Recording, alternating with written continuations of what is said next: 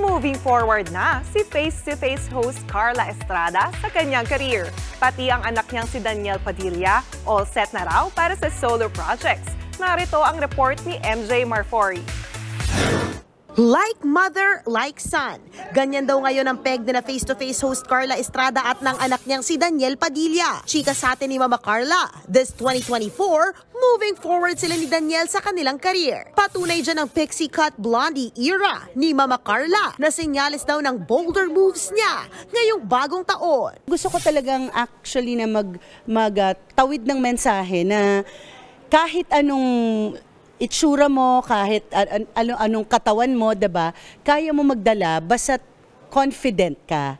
Para naman sa anak niyang si DJ, all set for his solo career na raw ang aktor matapos ang hiwalayan nila ni Catherine Bernardo last year. Ilan sa nakalinyang project kay DJ ngayon, ang mga pelikulang Nang Mapagod si Kamatayan kasama ni Zanjo Marudo at ang The Guest kasama si Volpe Cup Best Actor at Spin Go host John Arcilla. Happy naman dito si Mama Carla sa kabila ng ani ay ingay sa kanilang pamilya.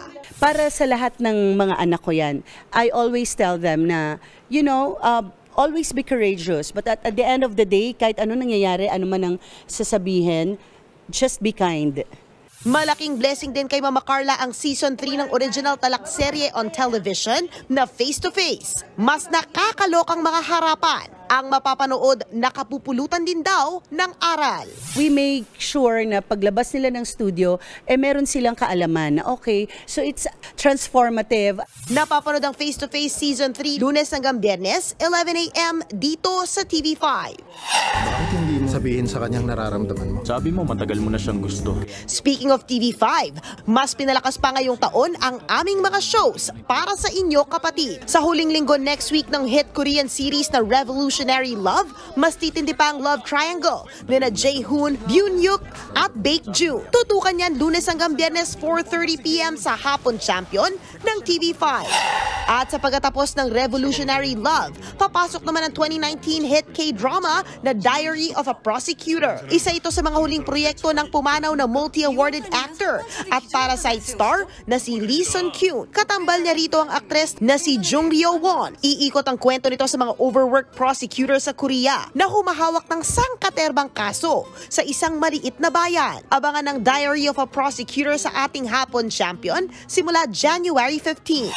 Come on everybody! Mga utol, mga kapatid! Simula naman bukas, mapapanood na rin tuwing Sabado sa CNN Philippines ang nangungunang noontime show sa bansa na EAT. Scotty for three. Bang! Gayun din ang Season 48 ng PBA Commissioner's Cup na mapapanood na rin sa CNN Philippines tuwing Sabado at Linggo. Nagbabalita mula sa Frontline, MJ Marfori, News 5. Mga kapatid, Jania Lipon po, laging maging updated sa latest sa entertainment and lifestyle para maging una sa balitaan. Bisitahin at mag-subscribe na sa social media pages ng News 5.